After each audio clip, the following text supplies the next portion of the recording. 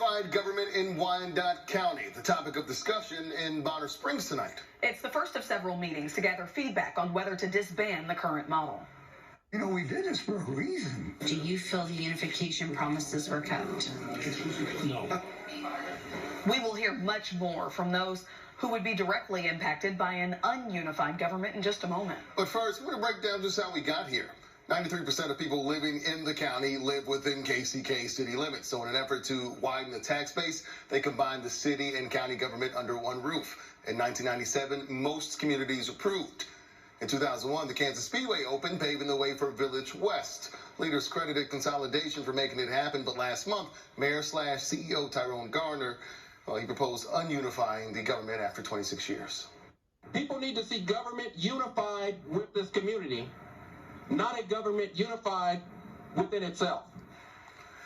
He argues tax dollars collected aren't evenly distributed, and now the unification government is $675 million in debt. In 1997, people in Bonner Springs voted against unification. And it's the first community to be chosen for feedback on whether to ununify.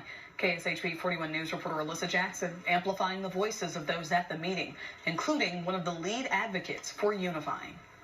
There are people who weren't alive when consolidation happened, didn't live here, or weren't of voting age. Now they're being asked to weigh in on possible deconsolidation of Wyandotte County's unified government. Someone who was around, Mike Jacoby, who takes us back through history.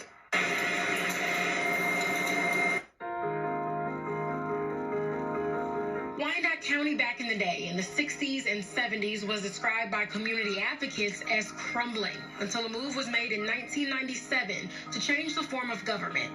We stopped dying. Wyandotte County stopped dying.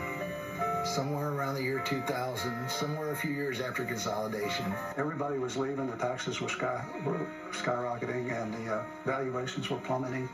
Every demographic that you could look at was bad. Mike Jacoby, one of the loudest voices for a unified government then, and a driving force for why it happened. We were national news.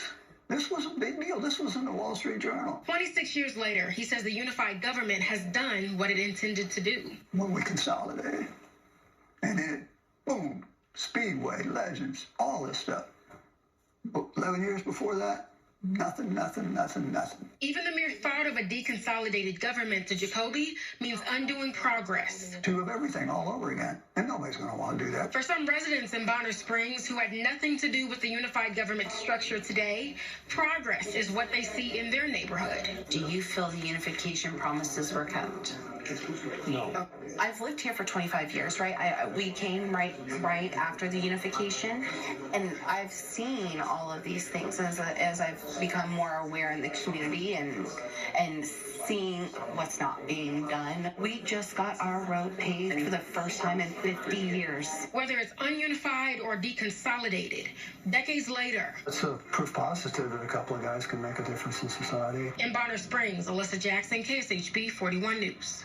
Oh, the next meeting will be in Edwardsville. That's set for November 20th in their community center. There are several others planned, and we have that list on our website, kshb.com.